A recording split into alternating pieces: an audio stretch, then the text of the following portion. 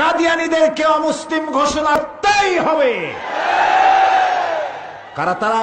কাদিয়ানীরা আমাদের দেশে চাকরি করুক, ব্যবসা করুক, বিয়ে শাদী করুক, বাড়ি ঘর করুক, সব আমরা রাজি থাকবো, কিন্তু পরিচয় দিতে হবে তোমরা নন মুসলিম মাইনরিটি, তোমরা আমাদের মুসলমান নও। কাদিয়ানীদের কোন একটি মসজিদকে আমরা মসজিদ বলে স্বীকৃতি দেব না, এটা উপাসনালয়। হিন্দুদের যেমন উপাসনালয় হয়, কাদিয়ানীদের মসজিদ মসজিদ নয়, উপাসনালয়।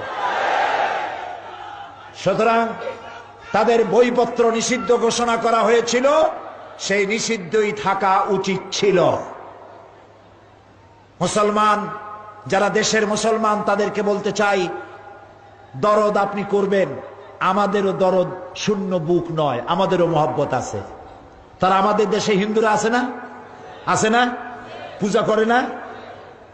তারা পাঠা বলি দেয় না? তো কাদিয়ানীরা গোলাম মোহাম্মদের নামে পূজা দিক, ওর মূর্তি বানায় খাড়া করে রাখুক। আমরা গোলাম মোহাম্মদকে সহ্য করতে পারি না। গোলাম মোহাম্মদ কাদিয়ানী পৃথিবীর নিকৃষ্ট কাফের। ওর কবরে জাহান্নামের আগুন জ্বলুক কিয়ামত পর্যন্ত। জোরে বলেন আমিন। সমস্ত কাদিয়ানীরা কাফের।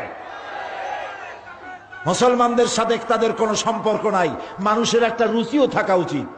রুচি থাকা উচিত না? রাজভোগ রসগোল্লা খাওয়ার পরে কেউ পান্তা ভাত খায়? বলেন, কোথায় আল্লাহর রসুল শেষ নবী আর কোথায় একটা শয়তান, কাফের, বদমাশ, মিথ্যেবাদী, তারে নবী মানে? এগুলো মানুষ।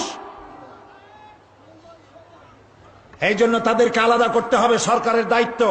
আমরা ফাঁসির রশিকে জুতার ফিতা মনে করি, কারণ আল্লাহ রাস্তায় কাদিয়ানীদেরকে অমুসলিম ঘোষণা করার জন্য যদি শহীদ হতে হয়, তাহলে সে শহীদ হবে, শাহাদাত হবে আমার জান্নাতে যাওয়ার সেতু বন্ধন।